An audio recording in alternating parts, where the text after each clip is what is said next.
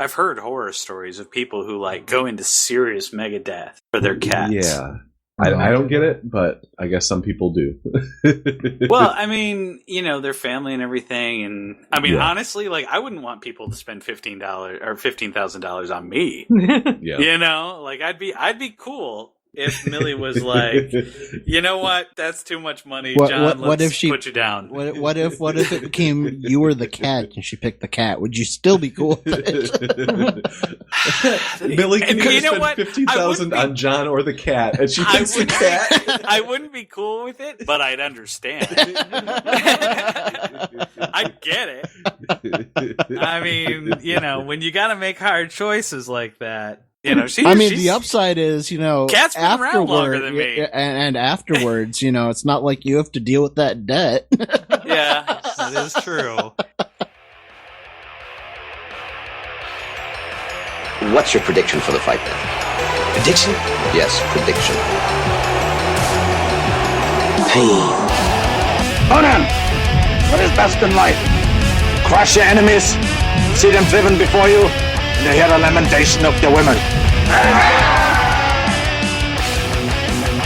You gonna do something or just stand there and bleed? I ain't got time to bleed. I feel the need for speed. You see, in this world, there's two kinds of people, my friend. Those with loaded guns, and those who dig. You dig. Do you enjoy pain? Pain don't hurt. It's all in the reflexes. John Hates Movies presents Bro-vember. Good. Bad. I'm the guy with the gun. Dylan! You son of a bitch!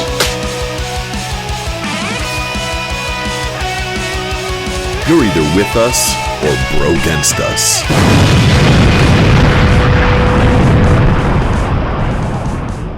Hello, everyone, and welcome to John Hates Movies, the movie review podcast where my friends stop me from exchanging a romantic kiss in a literal rain of blood and instead force me to watch movies.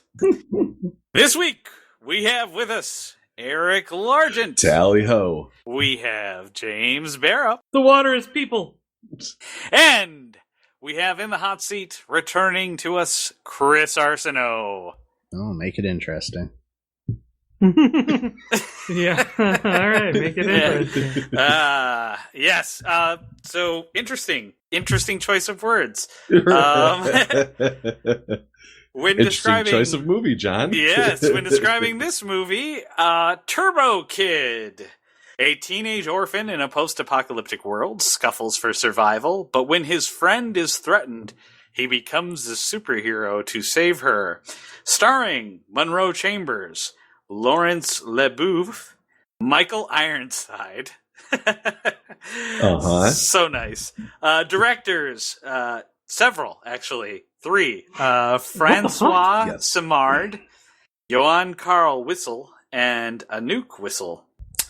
Yeah, Turbo 3 directors. Kid. 3 directors. And I'll get into it during my part, but there are even more cooks in the kitchen for this movie. I'm not surprised. Well, the short of that, short of that is the movie is based on a short film called T is for Turbo, which was written, directed, and starring those 3 dudes. Yep. Gotcha. So, like I said, it was a couple buddies who were doing this, and that's why they all have credits for both writing and directing in the actual film.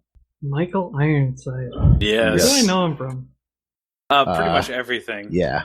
Yeah. Like, I mean, he's either a bad guy or a general and a bad guy in like almost every 80s action. Oh, okay, so he was a bad guy. He was not just 80s. Yeah, he was Ratchek in Starship Troopers. Just saying. He was in Top Gun. Yeah. He's in Total Recall. Yeah. Wasn't he in Terminator Salvation? I don't know. He's been in a lot of things. Yeah, he's been in a lot of things. So we're on his filmography, and it's very long. Yeah, that is organized. Yes, and he was in Terminator Salvation. That's what I thought. They pretty much put an Excel spreadsheet on his Wikipedia page as his his movie credits. He was in Free Willy. He apparently just doesn't say no to a project, and yet he still has better results than Nicolas Cage. Yeah. And I gotta say, kind of also better results than Christopher Walken. Yeah. Yes. God. That being said, God. This is one of the lower points of his career. Not untrue. So, John, we're going to have some dissent tonight. I think we are. I can feel it. Yes. So let's get into it. Can you feel the dissent tonight? Yes. I can say the blood. This is where we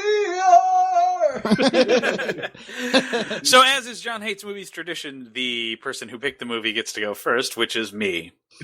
So, I have to ask a general question. Is there some unwritten rule that every movie that is post-apocalyptic, with the exception of Fury Road, has to be boring as shit?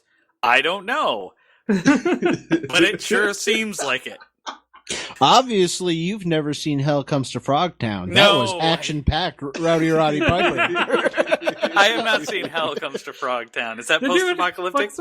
Yeah, it's post-apocalyptic. It's a government-led medical team capturing Rowdy Roddy Piper and making him fuck to bring the civilization back to life. Have you ever seen Children of Men? Yes. This is exactly like that, but with frog mutants. Yeah, wonderful. Yeah, so I have not seen that, and that might very well be action packed. And there's a frog with 3 dicks in it. You know, and that's the thing, is that this movie is also kind of action packed, but quite frankly, it just doesn't work. It's very slow. It's not really. It's got all the components to make a really good 80s throwback. I mean, it's got not too terribly bad, annoying synth. It's got ridiculous visuals. It's got over-the-top villains. It's got over-the-top violence. And it's got at least, I mean, it hits certain plot notes that were important to the 80s. But if you've ever seen Kung Fury, and we've reviewed that on this podcast before, Kung Fury is a really good example of how to do this right, which is basically just don't fucking give a shit. Another good example of what Kung Fury did, and I was going to save it, but since we bring it up, Kung Fury was like 25 minutes long. Exactly. Yeah. This movie should have been 25 minutes long. Yes, it should have. Because this movie exhibits, I mean, obviously, if you've listened to this podcast before, you know that one of the things that I have the biggest problem with a lot of movies is their pacing. And this movie has terrible, terrible pacing. The scenes, every scene is way too long. The beats between reactions is way too long. Even the exchange of dialogue has these bizarre pauses in them that aren't really necessary. It's kind of like somebody tells them their line right before they say it. It has and then they cut bizarre. Yeah. And then they cut pauses. to the next scene. And then the other person gets their line and then they say it. John, I don't think you understand. No, see, Shatner paused in the middle of a sentence. And that is its own discussion. Okay, here's an example. It's the basics. No, here's an example of how Turbo Kid dialogue works. So, James, say something to me. Acting! Acting! Gravitas! James, say something to me. Yes, that's exactly how the dialogue works in Turbo Kid. Right there. Wait, so you were just relying on James to fuck up what? Of course. Saying literally nothing. Of course. Oh. I like potato chips. I do too. And that's how the dialogue works in Turbo Kid. So, yeah, it's not a great film, and it's not a great throwback. It does do some things right. First off, this movie can teach if anybody wants to learn how to make crazy eyes, this movie can teach you a thing or two. Because there are several instances where the actors were obviously instructed to look crazy, and they do it really well. Especially they do their Stallone Satan face really well. Especially the lead female in this movie. Oh yeah. Some of the best straight up fucking creepy crazy I have ever seen in my life. Like, just really kooky crazy eyes. Fantastic job, whoever you are. Yeah, she did a great job reminding me of this one crazy girl I met this one time. Exactly. Yep. Yes, she does a fantastic job with that. Yeah. Other good, I mean, and I certainly appreciate the blood and the gore. But here's the thing: if you're gonna be over the top with it, then you've got to Star Stallone. Well, right, Star Stallone. You've got to be consistent. You've got to have a consistent tone. You can't do this like you got to be silly all throughout. Mm-hmm. So when you have somebody's half of a body land on somebody's head and then they can't see because their head is stuck in the lower half of somebody's torso. So that gag was direct from their 5-minute short, which would probably be really funny in a 5-minute film. You know what I mean? But this, it fell flat, and the reason it fell flat is because the tone wasn't properly set all throughout this movie, and that's really my beef with this film. What do you mean the tone wasn't set? Well, the movie didn't take itself seriously at all. I think it did. I think there were a lot of parts with this movie tried to take itself seriously. I never got that simply because of its constant injection of like it was like the entire movie was a satire of like 80s flair action movies. Mm-hmm. Yeah. That screams to me right there. They're not taking it seriously. And that's the way I took it the whole way. Whole way. I understand where you're coming from, Chris, and this is primarily why I disagree with you. When you're telling a story and you're telling a narrative, I can say to you, Chris, my story is supposed to be like X, and whatever X is. Like, my story is supposed to be like Twelfth Night by Shakespeare, or my story is supposed to be like whatever. I can't even think of something stupid. The Little Prince. I don't know. But the point that I'm trying to make is that if I don't maintain a consistent tone throughout the story that I'm telling you, it doesn't matter how much I frame it to be like this other thing. It's not going to be like that other thing. And if I'm trying to do a send up and I'm not sending it up hard enough, and I'm just basically like I guess maybe that's the thing. Maybe this was too good of an homage to its source material. And its source material... John, this movie was French-Canadian. It's pronounced homage. Oh, right. Sorry. Homage. Yeah. So maybe this was too good. Omelette du fromage. But the fact of the matter is that if you're going to do a send-up of something and you're going to have ridiculous beats in your thing, then the whole thing has got to be ridiculous. Or... you have to be really good at dialing it down and then dialing it back up and again in a way that you don't lose your audience. This movie never did that for me. I think you nailed it right there. I think they tried to be ridiculous. I think that you're right. They didn't transition from their overly just ridiculous, like the opening thing where he's going off the jumps and popping wheelie, really lame fucking wheelies on his BMX. I thought that was awesome. I thought that was hilarious, but like I said, you're right. It doesn't really transition from like, all right, we're going to have like a serious note to do this awkward juxtaposition to the super zany fun. Mm-hmm. Yeah, and that's the thing. I'll give you that one. But I'm still not wrong. They give the main character this tragic backstory. And it really is a tragic backstory. Not a good one, but it is a tragic backstory. And, ties in the main villain to the origin. So, I mean, that's also a big 80s thing. But, I mean, that's the thing. It's a tragic backstory. It should have been something fucking ridiculous. Like his dad dies by drinking bad milk or something. His dad went off a ramp too hard. Exactly. Oh. He was eaten by sky sharks. He jumped too high. Something ridiculous like that. So yeah, if you're gonna do a send up, then fucking do it. You know, like they did in Kung Fury, where the character was like what was it? He was the spirit of a snake or something ridiculous like that. A snake eagle? I don't. Snake eagle bit him while getting struck by lightning. That's right. Yeah. So I mean, that's how you do it. My favorite is Hot Shots Part 2 or Hot Shots 2. It doesn't matter. Hot Shots, where his dad was killed while he was flying a plane.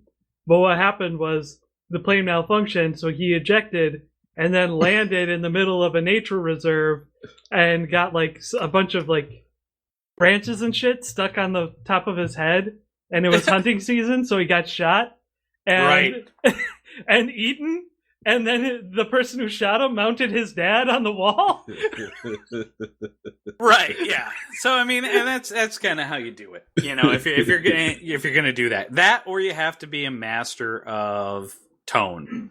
And honestly, that's really hard to do. So I really think Turbo Kid did what it could, but it just wasn't enough for me personally.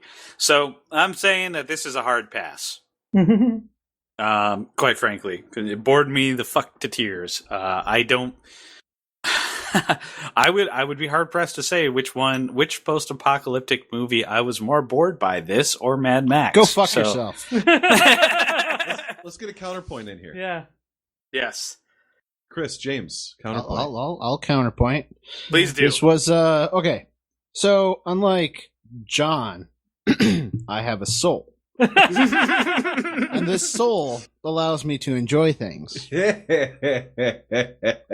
All right, in all seriousness, I would not peg this movie as like a perfect example of cinematography. Not at all. I think though that John, I'm not even going to go with what John. I'm not going to tear apart what John says. I'm just going to say that I enjoyed this movie, and I think that to John, that legitimizes what he said. Like it's an right, actual, and that's why I don't want to do it. Yeah, exactly. Because you know what, I don't need to convince John of anything because I know in my heart of hearts that he's wrong, and that's all I need. No, sorry. Yeah, okay, so like the movie was funny. It had all the elements of a bad 80s movie. And I don't think it took itself too seriously. I think that it's obvious the whole movie is satire to begin with, and if you just start even half-assedly start looking through what the constant references and it's homage. That's really the entire movie was a setup to do these jokes, which I can totally back. I am that person who would make a 2-hour-long movie just for a punchline. Oh, Jesus. And I would not invite or expect John to watch it because I know he wouldn't enjoy it. But this was inspired by many other post-apocalyptic movies. There are obvious references like BMX Bandit, Road Warrior. You have to give a little bit of like Cherry 2000, the Zelda for the heart thing. Yep. Yeah. You have Soylent Green. Yep. It's people. So what's BMX Bandit? I don't know. BMX Bandits is an 80s post-apocalyptic movie about a gang of children surviving, and they ride around in gangs on BMX bikes. Okay, so and do rad tricks. Yes, do rad tricks. So this had to be very much inspired by that, right? Oh yeah.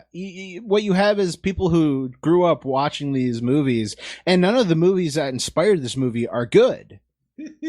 They're actually all kind of in their own way bad. I mean, but there are people who love them for either the insanity of it or the fact that it kind of shines the light on the time period or their generation. Okay, yeah, we had this huge fad of BMX, in the 80s, in the late 70s, early 80s, and they tried to incorporate into everything, just like all 90s movies, all the bad, all the tough kids, rollerbladed, apparently. Yep. Screw this. Let's blade. Although I do have to say that the one thing that does make sense in a post-apocalyptic movie is that a bike would be the best way to get around. It's true. However, this movie did concisely prove one point. It's impossible to look menacing riding a bicycle. Yes.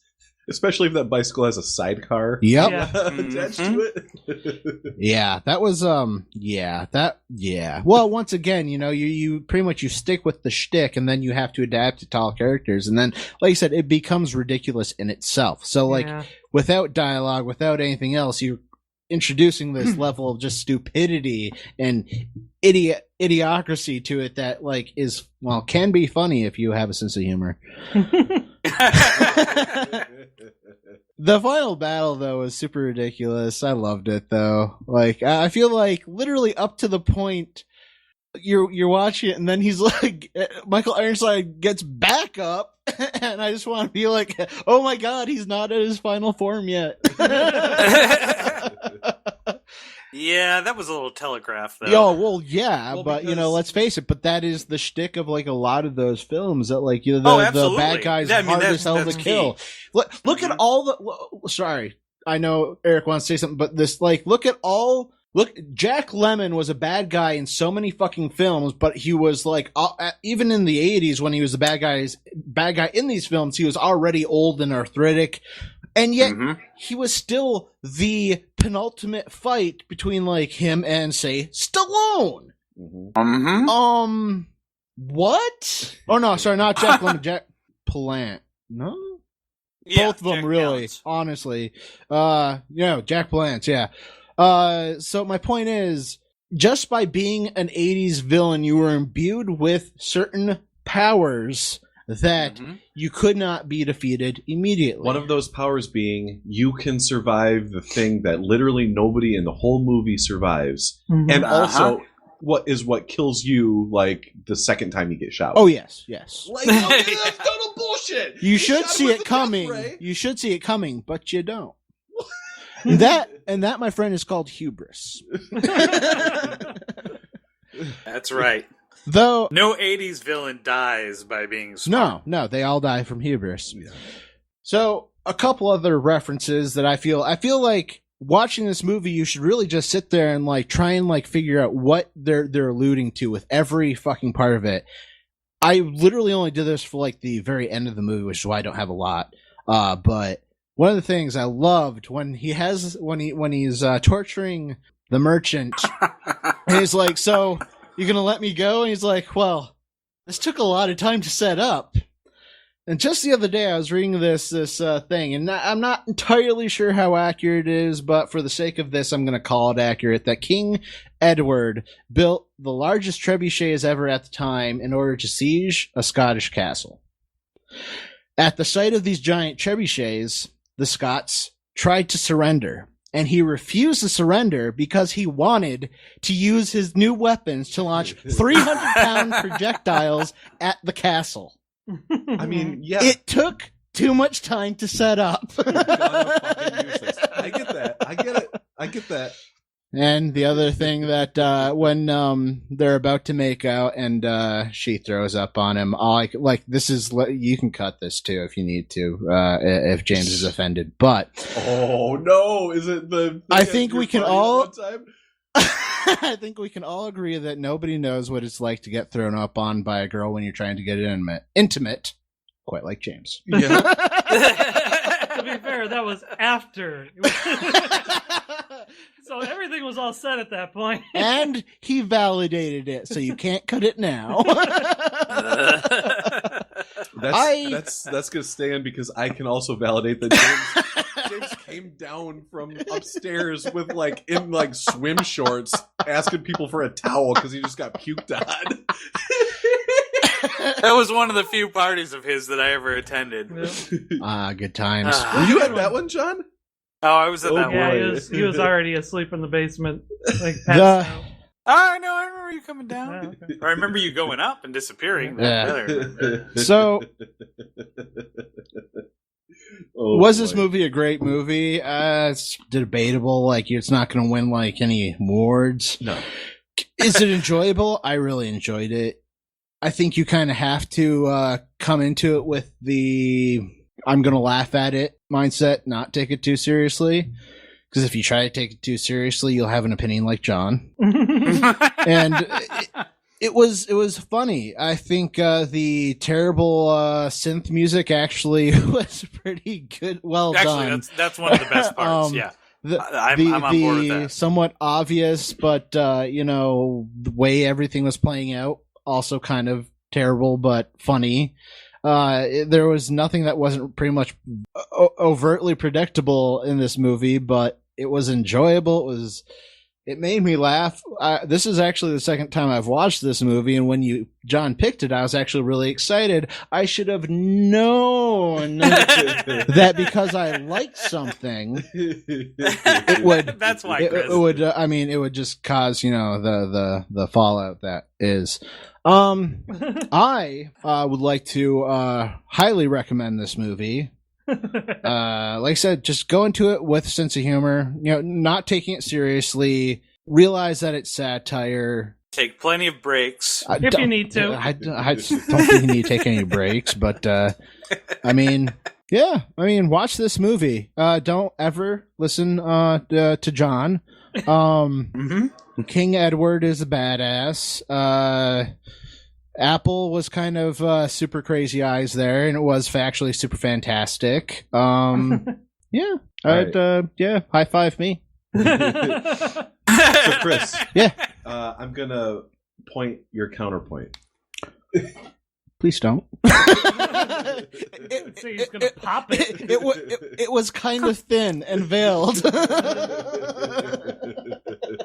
Eric, I'm curious. Go ahead. I guess. On what side of the fence did you fall down? Well, so one of the things Chris recommended that people bring to this movie, and I entirely agree, is a sense of when you're going into it knowing that that it's not taking itself too seriously, and that it's kind of a send-up of all those movies in the 80s that you remember. Which brings me to the second thing that you need to have when you come into this movie. Have watched those movies. A sense of nostalgia for those kind of 80s movies, which is something I just don't have. So when I saw this, and like I was all in, I was ready for it to be. I was ready for it to be a lot like Kung Fury.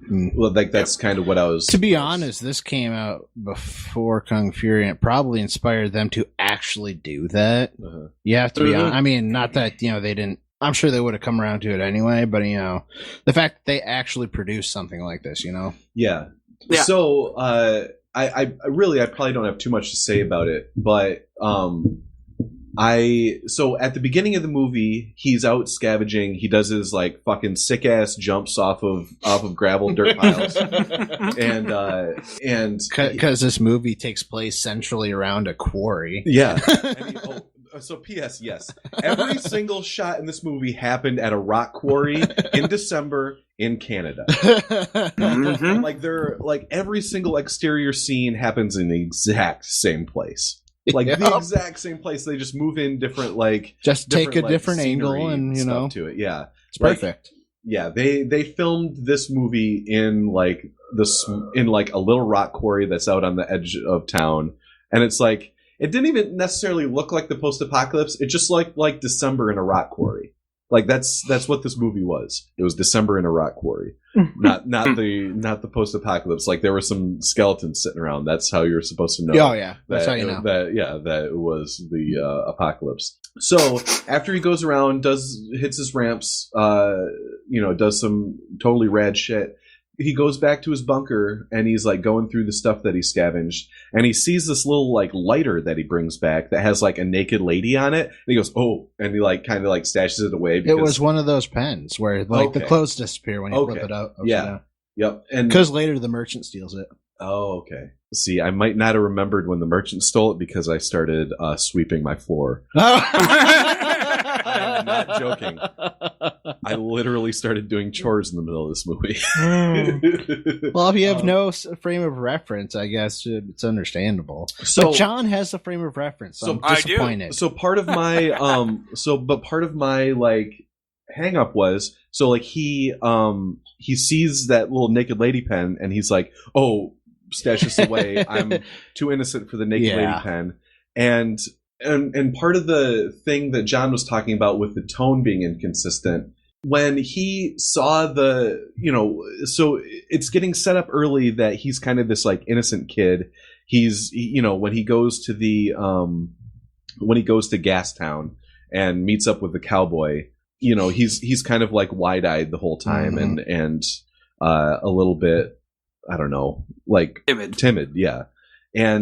And then, like, as soon as we see the cowboy, like, he starts dropping F-bombs and, like, gore starts happening like crazy. So, on one side, it's like, I thought this, at the beginning of the movie, I thought it was going to have, like, some, like, TV movie sensibility about it, where, like, everybody was going to be kind of innocent and, like, the gore wasn't going to be over the top and there weren't going to be any, like, bad swears and, like, anything like that. But then, so, like, they take a really, like, soft after school special kind of vibe and then throw it into like a real horror movie kind of vibe. Yeah, I actually know exactly what you talk about because that first F-bomb, it shocked me. Yeah. Like it shocked me. Me too. I didn't think that wasn't where this movie was going. Being set. Yeah. Yeah. So that was a little strange to me. And then like, so the gore was completely over the top. Like obviously it wasn't like... It's my favorite kind of gore. Yeah. Yeah. So this movie had probably a lot more horror elements to it than a lot of the horror movies that we watched for Spooktober.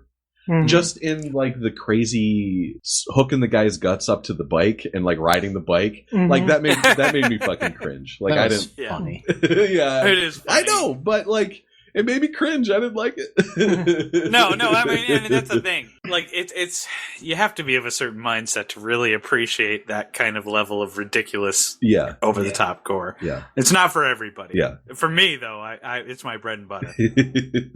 Yeah, that's probably not necessarily for me. Oh, so this movie we mentioned was a Canadian production. It was.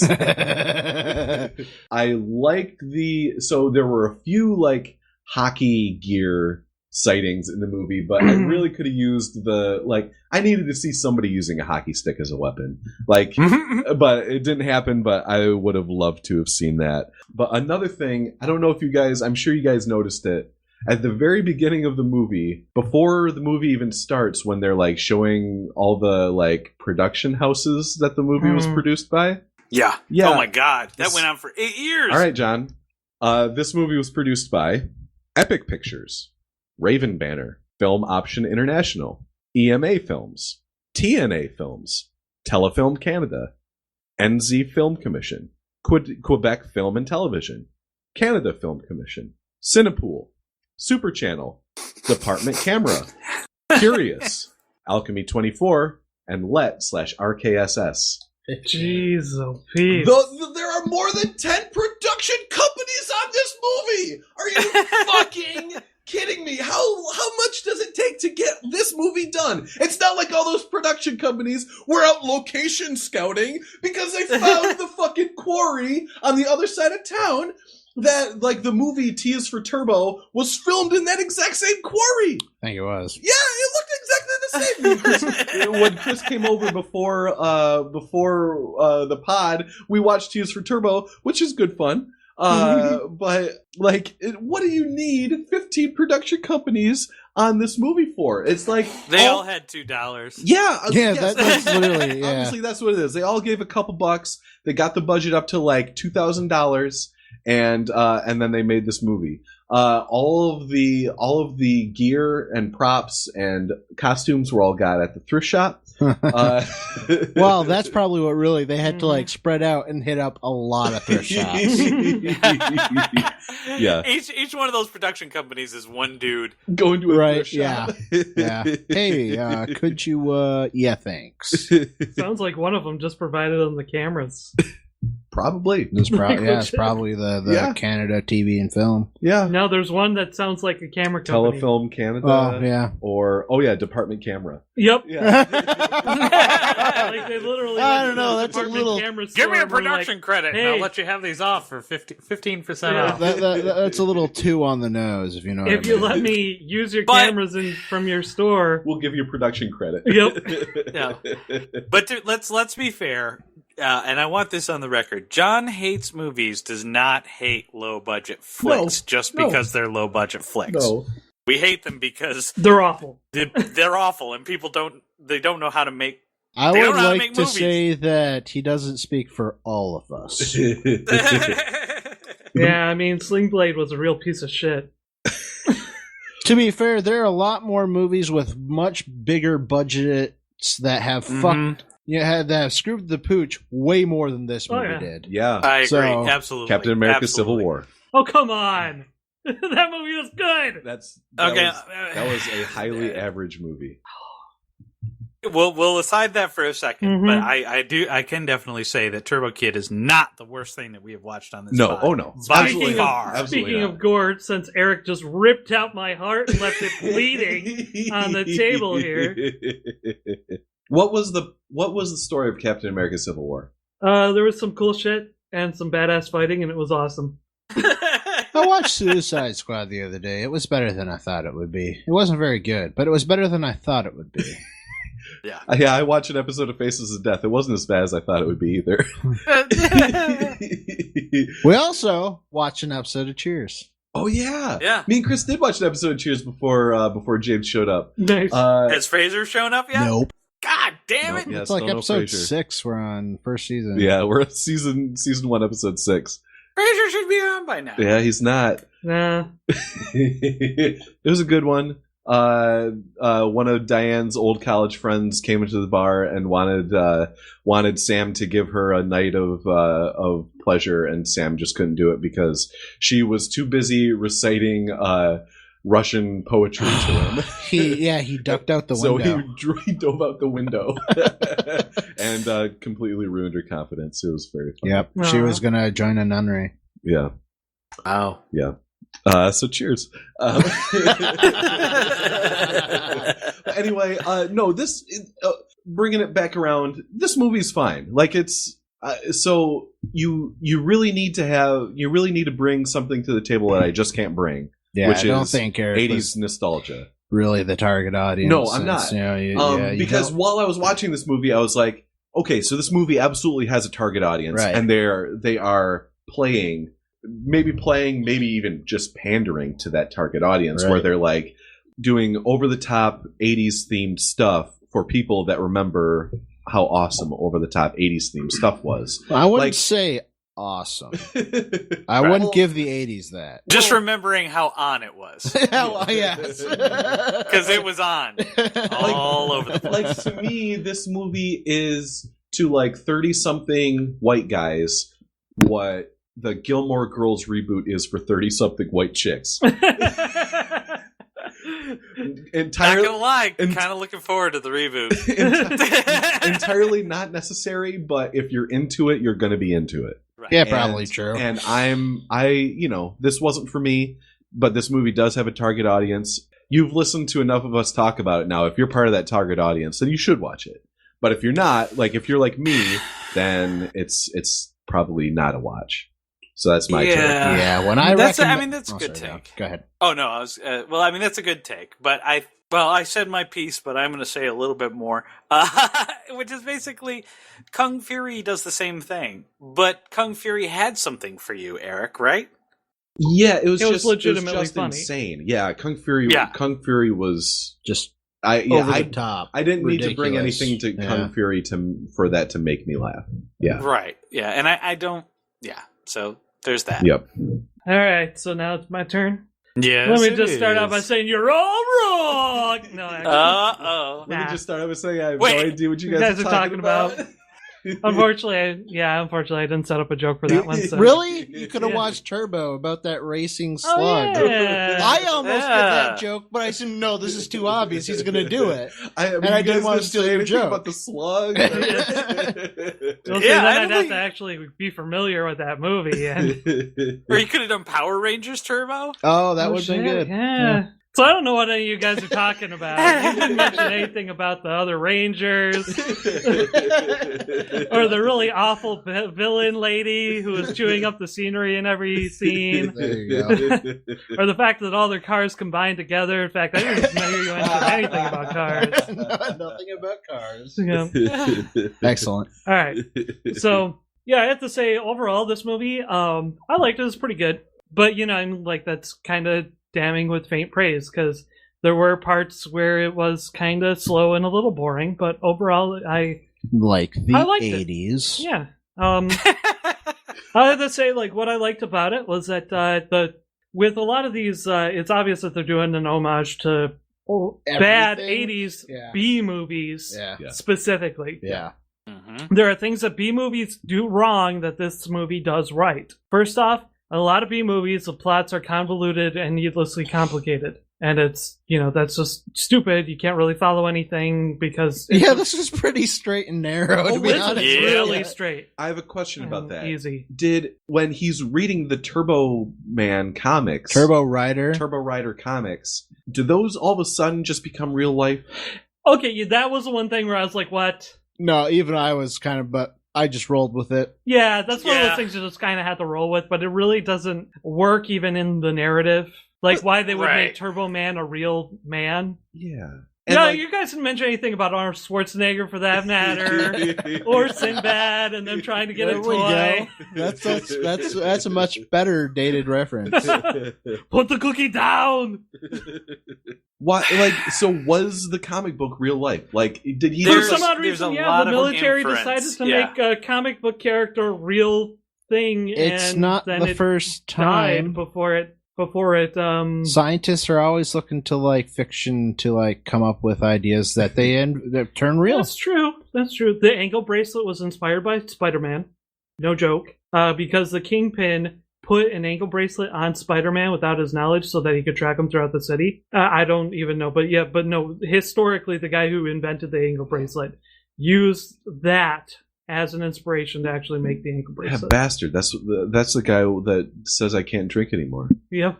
Fucking asshole, right? If it wasn't for Kingpin in the Spider-Man comics. I've been working on this fucking ankle bracelet with a fucking screwdriver for a week. Yep. Screwdriver in a file, but I can't do anything about it. It starts beeping every time I get too close to it. Yep. You know what? I forgot to say the most important thing about this movie. What? And you know what it is? Is that I so rarely get to pick a movie on this podcast. I can't tell you how fucking disappointed I was that this is the movie I picked. Yeah, well, at least there's something to talk about. At least we all really don't agree. There is something to talk about in this movie. Try picking Over the Top. I liked Over the Top. Been better to watch Running, man. I'm just saying. Oh, no, you're right. I'm so disappointed. Stupid Netflix. So anyway, better start working on my cardio. But even still, in the movie, the fact that he stumbled upon this thing and that it had the suit in there and it was just like the fucking comic and blah blah blah, I was like, you telling me you don't appreciate a good Deus Ex Machina? That's exactly what that was. Yeah, yep. You know what? I'd rather he just find a super arm cannon in there that's not related to the actual superhero and just builds a hero. Well, himself. That's not on the nose at all. It makes sense if he's inspired by a comic and makes it himself. It doesn't make sense if he just finds maybe his he found a spaceship wish. That was actually aliens that read the comic too. Yeah, maybe that adds up as much. Chris? You know what? Since aliens. We're writing our own movie, maybe we can re-edit it. Aliens, yeah. George Tsoukalos. What if I told you aliens? I wish Aliens would edit about 30 minutes out of this movie. Well, anyway, I can get into what I didn't like about it later, but what I liked about it was that the plot was simple. Yes. I liked Apple, and when she first shows up, I was like, okay, I get it. She's like, she's really socially awkward because it's post-apocalypse, and she has not socialized at all with normal people. There's a forward term for exactly what she is. What's that? Manic Pixie Dream Girl. Well, the reveal that she was a robot was actually kind of cool. Yes. Like, because that made sense. Like, why? Because normally, if you're not if you're not socialized, you get used to a person, and all that sort of drops off. Yeah. So I was expecting that to drop off, and when it didn't, I was like, ooh. And then she's like, it was like, oh, I'm a robot, and I'm like, oh, okay. That did make the quirkiness make sense. Yep. Yes. Yeah. So I was like, okay, I can live with this now. You know this. Oh yeah, I also like the idea of pulling water out of dead people. Mm-hmm. Yeah, that was cool. Honestly, like, okay, so yeah, anybody that's read Dune doesn't have a problem with that. No. Let's open the kimono a little bit. Let's peel back the curtain. We were recording this on November 4th, I believe. 5th. Yes. How could you not remember? James is not an anarchist. No. Oh yeah. Oh okay. No. It really took you a long time. You had to say anarchist first. Homie, I've got gunpowder in your basement right now. No, I cleaned my basement today. After me and Leslie did line after line of Adderall. We do what two normal people do who are attracted to each other and just did tons of drugs. We cleaned the house.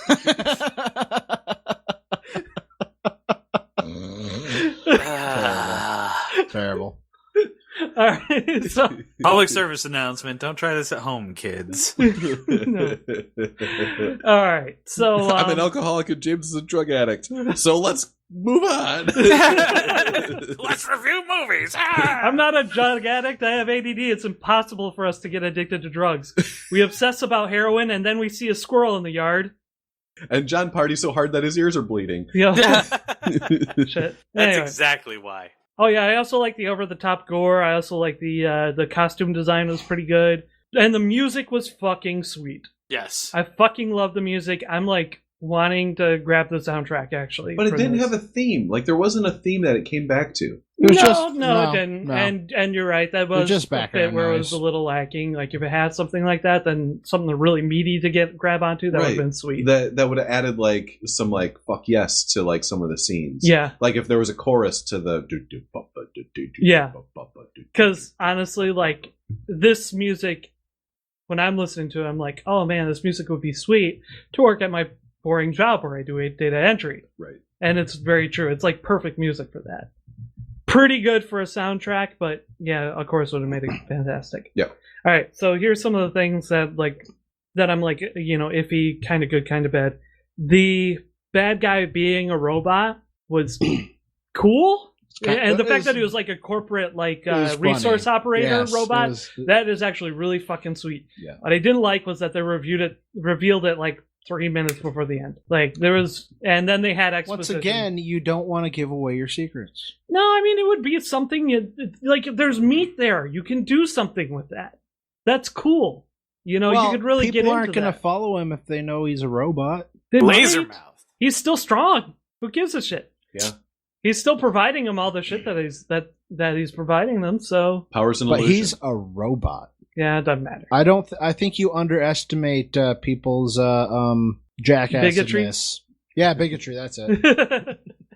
Well, anyway, like I said, I didn't like the reveal that they revealed it too late, and I also did not like that. Okay, in these old movies that they have, like a horror movie or an old 80s action movie, you have the bad guy rebounding after a death. Yes, which is good because you think that the big fight is over, and so you're relaxed. And then, oh shit, oh my god, they did it twice. It's big cliche for a reason. It's a cliche, but the thing, I mean, I like the cliche. It's good, it adds flavor. You cannot do it twice. Apparently you can, because they did, James. I know, but it didn't work. That's what I'm saying. It doesn't work if you do it twice. Because you have the second in command. Now, the second in command, okay, I really liked him. Like, I liked his whole deal. I liked his fucking buzzsaw cannon arm. That was fucking sweet. I liked his metal face mask. Yep. His metal face mask. He did a really good job of being like clockwork crazy. Yep. Yeah, but they missed a trick there because if they should have unmasked him. Yes. Exactly. And he should have been somebody somewhat important if they were going to do like the whole 80s thing. Yeah. He should have either been like a famous actor or a robot or like or their something. family. President. Oh yeah, Or he could have been Ronald Reagan. Then if they unmasked him and he was a robot, that would have made the main bad guy being a robot. That would have added more gravitas to that. Yeah. Right. Like that. I think it would have. That like the power. Not really. The power structure of the new world is all just robots. Yeah. That would actually be pretty boss. Yeah. Yep. I'm not saying I want that. It would just be Westworld. John, have you been watching Westworld? No, I don't. I don't have anything that streams HBO shows. Yeah. Okay. Same here. I can hook you up. Here's the thing with the 80s movies. You can have the main bad guy at the top of the pyramid be your final boss, or you can have his right-hand man be the final boss. Either of those things are okay. One of them can do the comeback. Not both, or else it doesn't work. The only way that the comeback doing it more than once works, as soon as you go over one, it's awful unless you go over another 20 times. Like you can can't just do it another time. You have to go so many times that it becomes awesome again. Okay. It's the Jason I will slash give you that one because yes, John's hitting it right on the head. It's the horror movie killer. Specifically Mike Myers, or specifically sex. Yeah, if you can only do it one time. Another time is all right, but then you better. Yeah. You just got to keep going until it's awesome. You gotta keep adding partners. No, that was I just pulled up from half court from that one. That was a deep shot. So the what is it? Actually, the one that the show that taught me this is Gurren Lagann, because oftentimes they will amp shit up to 10, and then they'll go up to 11, and you're like, oh, that's fucking lame. And then they'll amp it up to 18, and then you're like, holy shit, yeah! Because you never expect them to go farther than what's already ridiculous? Yes. Gotcha. Ah, damn it. So something just occurred to me, and I know you're cutting it already, but this, we're not cutting it. No, because you said a deep shot from half court, and just like sex, you just kept circling the rim. That's a good one. Yeah. Swish.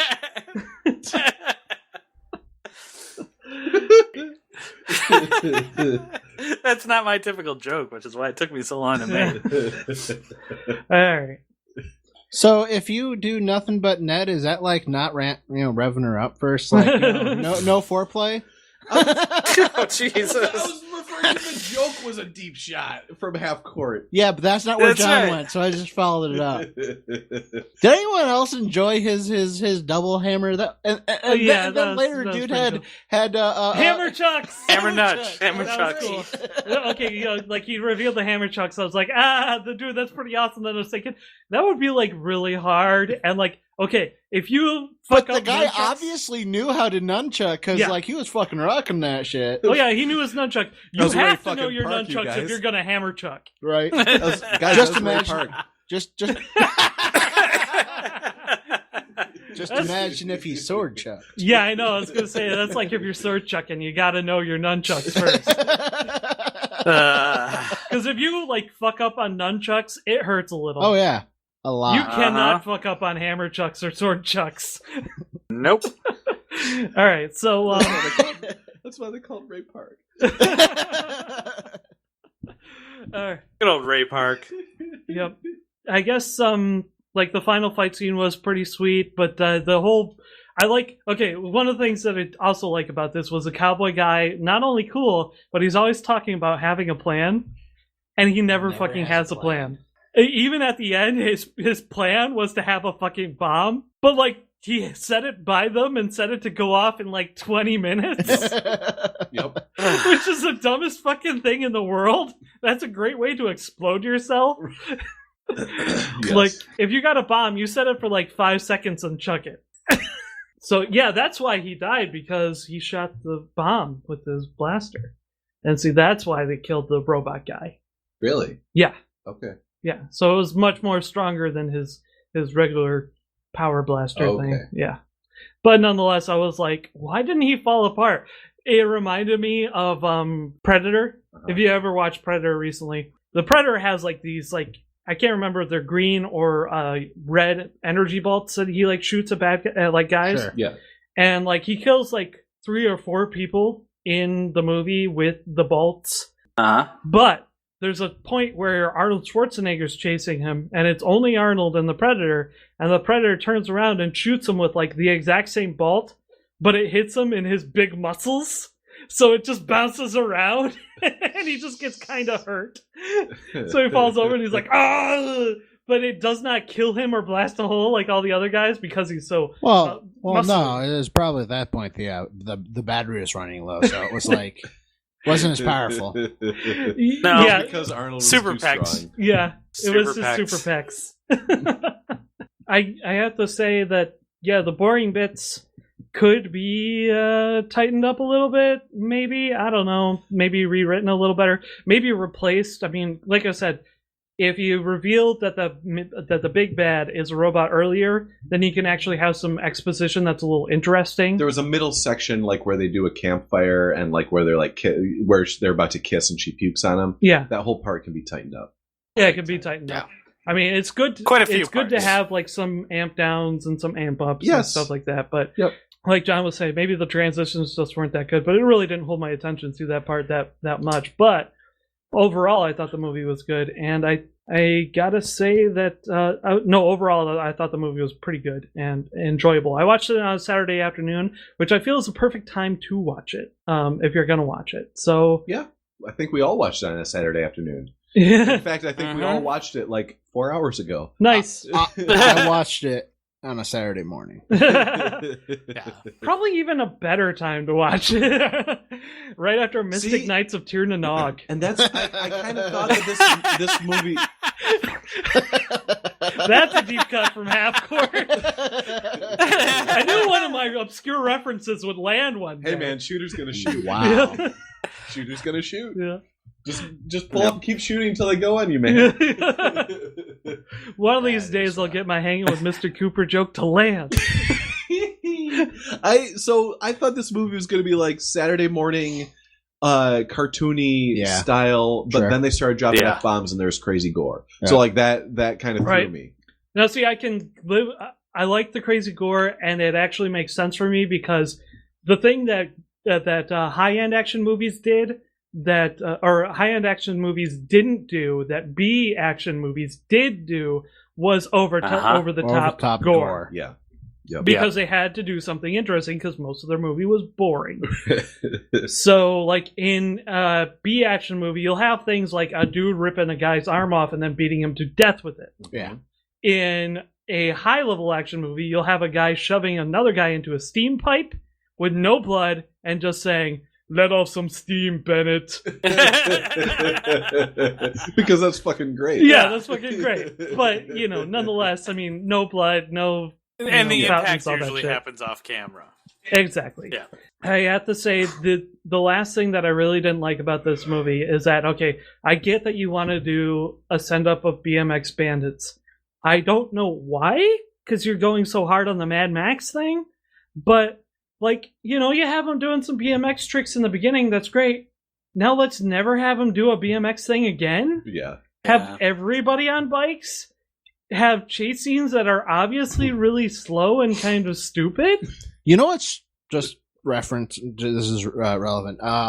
The directors, plural, of Turbo Kid listed their top 5 post-apocalyptic movies that were influences for this movie. Relevant. Now, the one movie you would expect to be on top of that list is BMX Bandits, not even on the list. What the fuck? Why are they even doing BMX? So Mad Max has to be on the list. Road Warrior is on it. Yeah. Right. New Barbarians. Escape from New York, which makes sense. Yeah. That movie was fucking cool. The Road, the Cormac oh my McCarthy, god! Really, The Road? That's the most depressing thing of all time. Don't watch that movie. Don't watch that. If you want to have a happy day. Do not. And watch then that Bronx movie. Warriors. which I can't say I've ever watched, but I haven't even heard that. Can you dig listeners, it? That's the word. I know. Which was listeners, you can watch Turbo Kid. Do not watch The Road. Don't do it. Sad. Yeah. Super. Oh man, I didn't even finish my thought because some joke came along. I was just saying that it's November 5th, and it was 65 degrees out in Michigan. Yes. Yeah. Just fucking insane. Yeah. Means that pretty much, I'm pretty sure in about 20 years, we're not going to worry about Syrian refugees. We're going to have refugees from Alabama coming up here.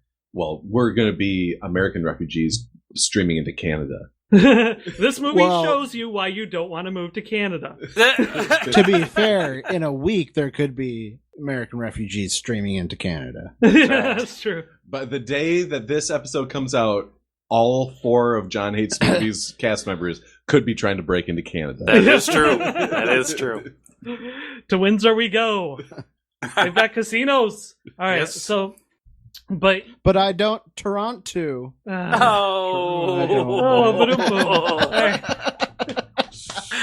so honestly, straight up grinding people up and turning them into water, not the worst thing in the world. No.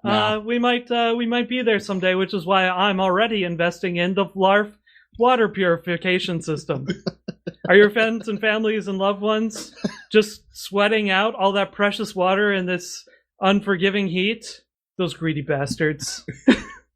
Grind them up and turn them into usable, potable water to save yourself. After all, that water is better in your body than in theirs. Thanks, Flarf. Yeah. Brought to you by Flarf. Yay! Yay. All right, so that's it, guys. That's a review of Turbo Kid. Obviously, we're all over the map on this one. Yeah, there are 4 different points of view on this movie. Yeah. So take of that but what only you one will. That's right. That's right, and it's up to you guys to figure out whose name is on the podcast. So, well said. Well said. Thank you. So, ladies and gentlemen, we're going to take a quick break, and we will be back this time a little bit more organized, and it will be time for the game. Hooray! Yay. All right. Are people taking you too seriously at work? Are all your conversations bland and tasteless? Do people run away when you approach the water cooler? Just get yourself a Tally-Ho mug from the John Hates Movies store, and people will instantly recognize that you are one badass dude. Tally-Ho is copyright Eric Largent 2015. All others saying Tally-Ho are imitating Eric Largent. Do not make Tally-Ho your thing. That is Eric's thing. But please buy a mug. Get yours today! Welcome back, everybody. It is now time for your favorite part and mine. It is time for the game. Yeah! Oh, snap. And as John Hates Movies tradition so decrees, the person who picked the movie, me, is also the person who runs the game, me. So with that being said, we're going to get started. Now, this game is actually kind of complex. Probably way more complex than it needs to be. But it was inspired. Come up with that? It's inspired by things like the Build-A-Bear Workshop and things like that. What we're going to do today is we are going to build an 80s movie. And each of our contestants, Eric, James, and Chris, are going to get a genre that is appropriate to them so that Eric isn't severely disadvantaged. Yeah. Thank you for your consideration. Exactly. So you can, basically how this is going to work is that I will give you your genre, and you put together an 80s movie for me. Now, keep in mind, what I'm looking for primarily, you don't have to describe the whole thing. Just give me brief strokes. But I am looking for things like the central premise, the antagonist, because they all had one, even if that antagonist was a situation. And other things can score you points. Using real appropriate actors for the time can get you some bonus points, as well as being able to, kind of give me the appropriate setting. So like, if saxophone music is an absolute must, letting me know that, we'll score you bonus points. So broad strokes, not the entire thing. James, from beginning to end, let's go ahead and get started. That was just like a mini shot, like, hey, James, broad strokes, not the whole thing. Yes, that is exactly what that was. Okay. Specific instructions for my brother not to take 8 years. You want me to just give you guys the categories? That'd probably be easier. Okay. Yeah. So, Eric, you have underdog sports. Oh, boy. Yeah. James, you have teen romantic comedy. Ooh. Yeah. Okay. And Chris, I'm gonna have to say I don't want to give you a post-apocalyptic action. Yeah. So I think I'm just gonna straight up give you buddy cop action. Nice. Okay. All right. So those are your categories. Okay, I think I got mine. Yep. So, broad strokes. All right, so mine is that John Cusack plays arcade game whiz kid who like kind of hangs out and almost owns like the local arcade, and he's fighting for the affection of Molly Ringwald against Robert Downey Jr. Ooh. And so John Cusack has like his wacky friend who's played by Judge Reinhold. Yeah. Judge Reinhold, okay. And also, Robert Downey Jr. has his dickhead friend played by Judd Nelson. Uh-huh. So like it's like a couple of dickheads, jocks, bros versus the kind of nerdy, burgeoning wonder kid, good with computers kind of shit and stuff like that. And there's some back and forth, some one-upmanship and stuff like that. But in the end, John wins her heart by hacking the school scoreboard during the big game, and nobody knows what the last score is because the lights went out and it just says like Molly, I love you on the big screen. Okay, I like that. That's the movie. That's the movie. Okay. All right. Is there, and I want to ask a couple of follow-up questions here. During the central conflict, is there any part where a strange misunderstanding leads John to temporarily lose the girl to Robert Downey? Judd figures out how to change the grades in the school, so he fucks with her grades, and she gets blamed for cheating, and because it's a computer thing, she immediately blames John. That's very that could very well be a movie, James. Congratulations, you've scored very well. Who's next? Okay, I think I've got one. All right. So it's a mid '80s underdog sports movie. So it happens in Southern California in the mid '80s. Matthew Broderick moves out to California with his mom. His name is Daniel Hartfist. And he's a misunderstood young man. And in order to like make friends in the city, his mom enrolls him in the local jiu-jitsu classes, and so at the end of their season, there's a jiu-jitsu tournament that Daniel Hartfist needs to get into, and his best friend throughout the movie is Emilio Estevez. Yes, and Emilio Estevez, kind of against type. Is so like throughout the entire movie, Emilio Estevez is Daniel Hartfist's best friend. Emilio Estevez's character's name is Michael Dark Soul, and and at the end, so we find out that the jiu-jitsu tournament has a lot riding on it because Emilio Estevez's dad, Master Dark Soul, has made a bet with the other local magistrates that if his son wins the jiu-jitsu tournament, that he gains all water rights deals for the city of Los Angeles. So he gets to provide water to the entire city of Los Angeles if his son wins the local jiu-jitsu tournament. So Daniel Hartfist and Michael Dark Soul fight the in the jiu-jitsu tournament, and like they're best friends, and it's like So Emilio Estevez wants to do like these dirty tricks, and his dad's like, along the side, like telling him, "Look, Daniel Hartfist has a bad shoulder. You gotta like work the shoulder." And Michael Darksoul doesn't want to do it. So like Matthew Broderick's not very good at jujitsu. He's just learning. So Emilio Estevez kind of like takes it easy on him, and like he beats him. He wins. And at the end of the movie, like even though Emilio Estevez wins, like him and Matthew Broderick like have a big hug and like share like a best friend moment. And during the best friend moment, Michael Darksoul's dad like sees it, like nods in agreement, and says, "Okay, I guess I don't want the water rights for all of Southern California. You guys get to win." And that's how the movie ends. Perfect. Eric, was there a love interest, a side plot? Yeah, the love interest is Ali Sheedy. Mm-hmm. And she's always trying to get Daniel Hartfist into trouble, because she's kind of like she's a girl from the wrong side of town, but she sees something special in Daniel, and he sees something special in her, and at the end of the movie she's come around, and they're obviously going to have a very happy life together. Perfect. That also screams 80s. Not only the fact that the bad guy gets converted by the power of pure friendship, Yeah. but the fact that it's a total ripoff of Karate Kid,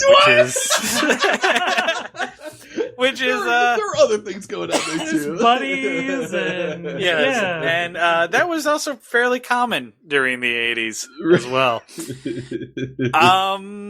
Okay, that's pretty solid. So Chris, what do you got for us?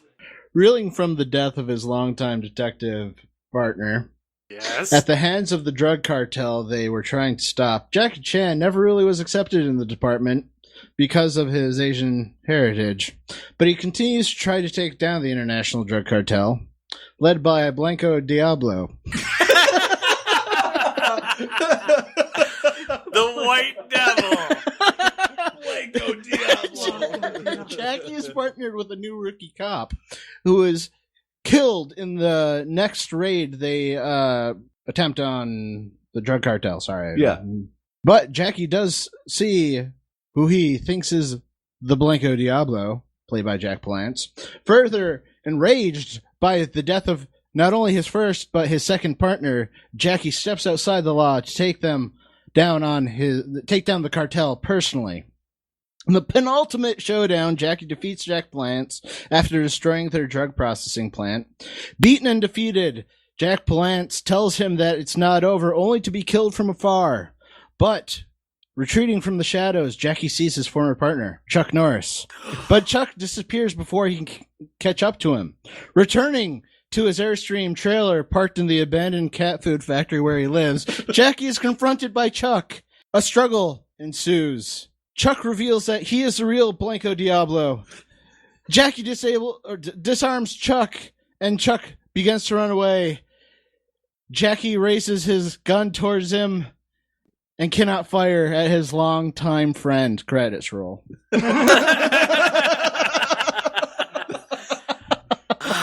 That was pretty 80s. Chuck Norris versus Jackie Chan. You know. So, John, I think you have a tough choice ahead of you. I do. I have a real tough choice. And it's really going to kind of come down to the minutia here. You know what? This has got to go to James by a thread. What? Yes. By a thread. Sorry, Eric. Unfortunately, you were in last place. What? While I appreciate your ripoff, it was a little too derivative for my taste. Chris, you didn't want to watch a Steven Seagal movie?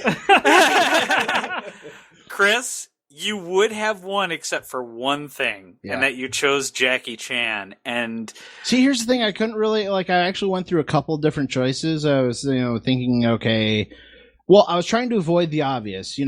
Can't do Stallone and Kurt Russell. You can't do Dan Glover and Mel Gibson. Right. And then as I started going through other ones, I'm like, okay, which ones Like, you just sort of, they've always also been in Buddy Cop. Oh, they've also done, but even Jackie Chan, obviously, much later with Chris Tucker. Yep. But during the 80s, he was doing a lot less comedy stuff and a lot more kung fu action stuff, which is why I did the whole thing where he's not accepted because of his Asian heritage. Mm-hmm. Yes, yeah, I thought about it.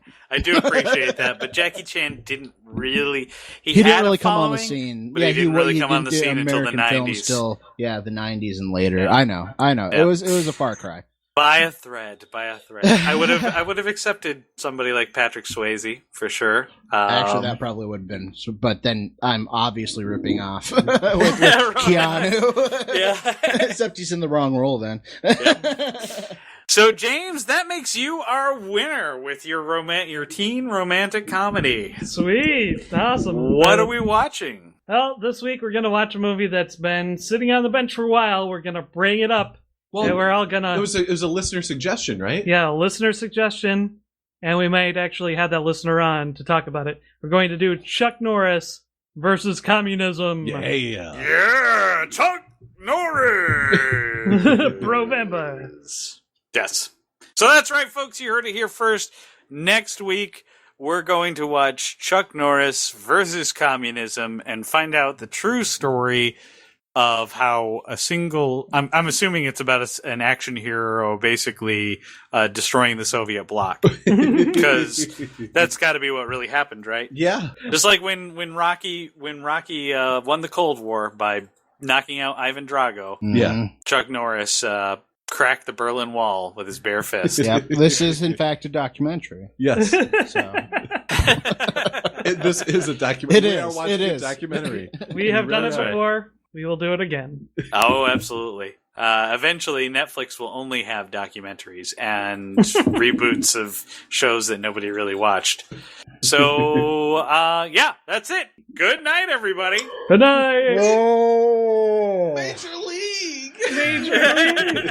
Wild Thing. A great big thank you to our staff graphic artist, Tabby Walters, the Weekly Cast, and our listeners. You can listen to our podcast on iTunes, the Stitcher app, through YouTube, or directly on our website. Feel free to send us a movie review suggestion. Every third episode is Listener Appreciation, where we choose from your suggestions. You can reach us through social media, either by liking our Facebook page, John Hates Movies YouTube channel, or following our Twitter at John Hates Movies. Our music was composed by Kevin MacLeod. You can find this track and many more on his website, incompetech.com. Thanks for listening, and tune in next week to hear someone say... All right.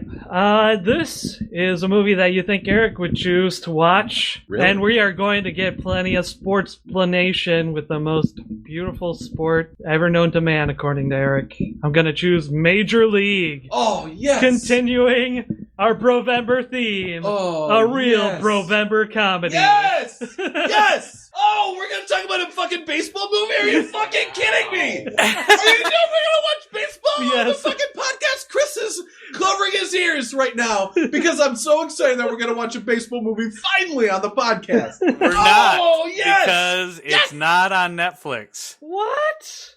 Major League isn't on Netflix. No. So no Wild Thing. It was. It's not now. I'm telling you, this is how it happens. You get fucked.